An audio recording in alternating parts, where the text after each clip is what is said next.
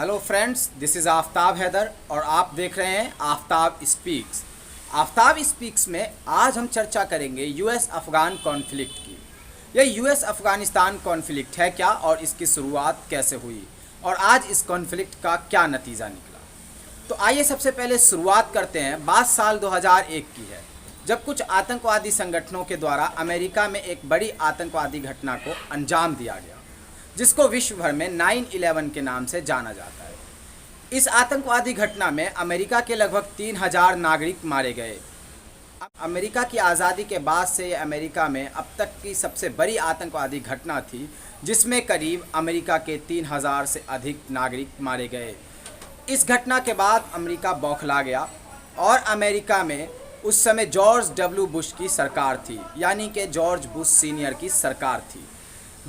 George W Bush ने उस समय पूरी दुनिया में आतंकवाद के विरुद्ध विश्वव्यापी जंग छेड़ने का निर्णय लिया और इसी कड़ी में अमेरिका में हुए घटना को जोड़कर अफ़गानिस्तान सरकार से मांग की कि उसे अलकायदा के ठिकानों को तबाह करने की अनुमति दी जाए और अलकायदा के प्रमुख लादेन को अमेरिका के हवाले कर दिया जाए।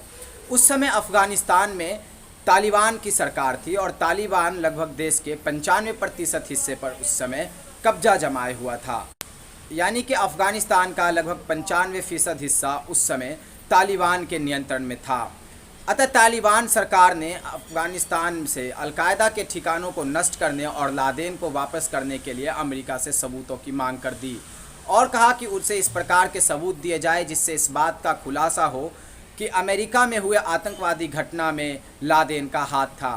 अमेरिका ने देखा कि तालिबान सरकार इस पर सकारात्मक रूप नहीं अपना रही है और अमेरिका का सहयोग नहीं कर रही, और इसी के चलते 7 अक्टूबर 2001 को अमेरिका ने अफ़गानिस्तान पर हमला कर दिया और इस हमले को दुनिया ने एंड्यूरिंग फ्रीडम के नाम से जाना, operation enduring freedom. Operation enduring freedom को चलाने का प्रमुख उद्देश्य अमेरिका का ये था कि अफ़गानिस्तान के भीतर अलकायदा के सभी ठिकानों को नष्ट कर दिया जाए और अलकायदा के प्रमुख ओसामा बिन लादेन को पकड़ लिया जाए, जिंदा या मुर्दा।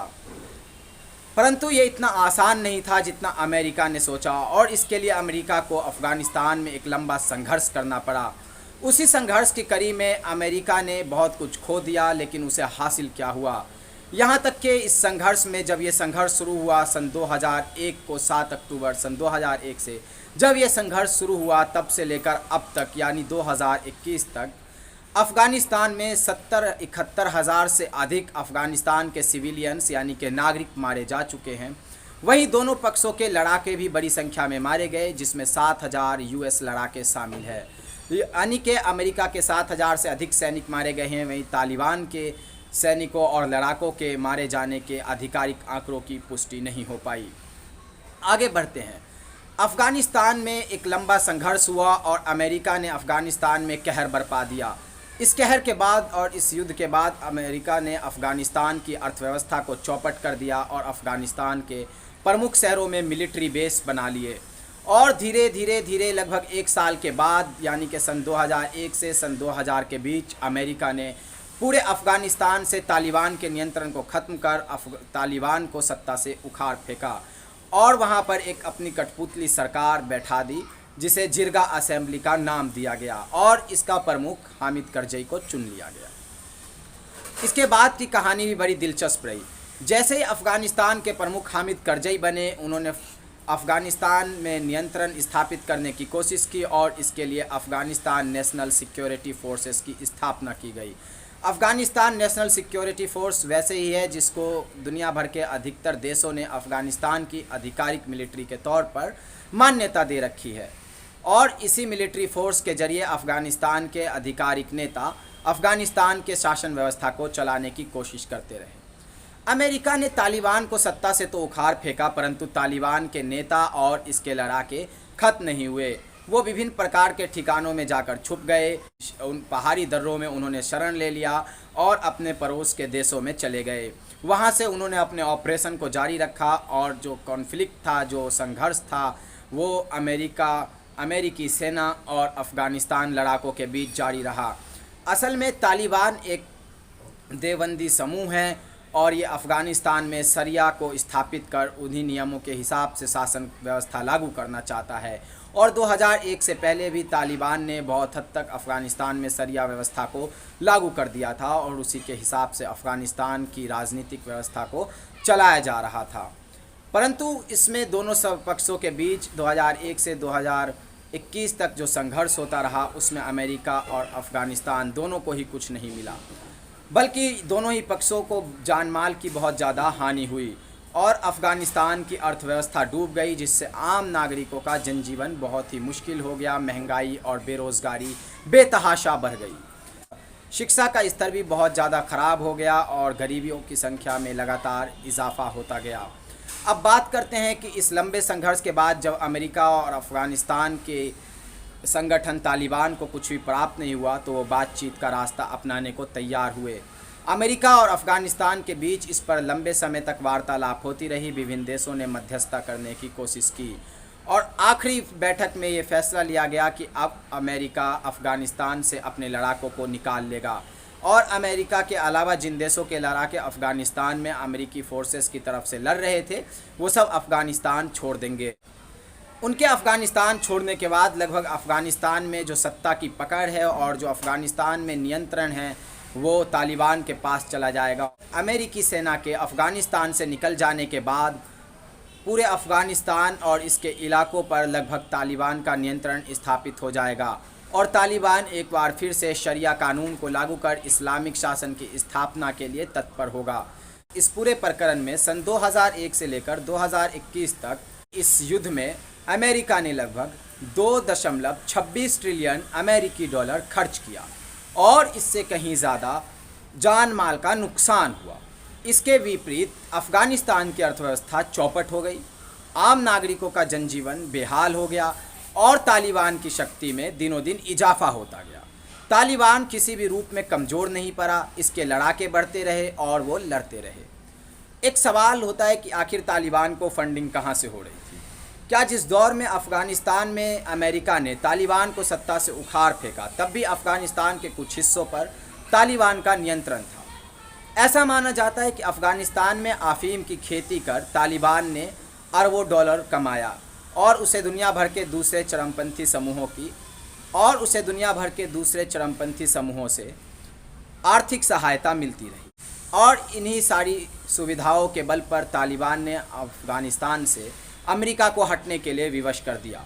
चलिए जानते हैं कि अमेरिकी जनता का इस पूरे प्रकरण को लेकर क्या रुख रहा। अमेरिका की जनता अफ़गानिस्तान में अमेरिकी हमले को अपने संसाधनों और सैनिकों का दुरुपयोग मानती आ रही है और समय समय पर इसका विरोध भी करती रही है। अब इस बात से एक और निष्कर्ष निकलता है कि इतने लंबे युद्ध के बाद जब सिर्फ और सिर्फ अमेरिका का उद्देश्य कुछ आतंकवादी ठिकानों को ध्वस्त करना था और तालिबान को सत्ता से उखाड़ फेंकना था, न तो आतंकवादी गतिविधियों में कोई कमी आई है और ना ही तालिबान कमज़ोर पर आए, तो 20 सालों तक अमेरिका ने इतनी बड़ी रकम अफ़गानिस्तान में खर्च क्यों किया और इसका क्या नतीजा निकला?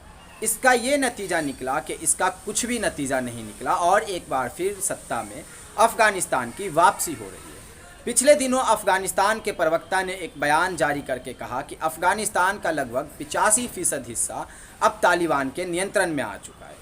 अभी अमेरिकी फोर्सेस पूरी तरीके से अफ़गानिस्तान से नहीं निकली। जब पूरी तरीके से अमेरिका अफ़गानिस्तान को खाली कर देगा तब लगभग अफ़गानिस्तान का 100% हिस्सा तालिबान के नियंत्रण में आ जाएगा और तालिबान की सत्ता में वापसी हो जाएगी। तो सवाल ये उठता है कि अमेरिका के द्वारा खर्च की गई रकम का और मारे गए लोगों के जान का क्या फ़ायदा हुआ? क्या तालिबान कमज़ोर पड़ा या आतंकवादी ठिकानों को ध्वस्त कर दिया गया?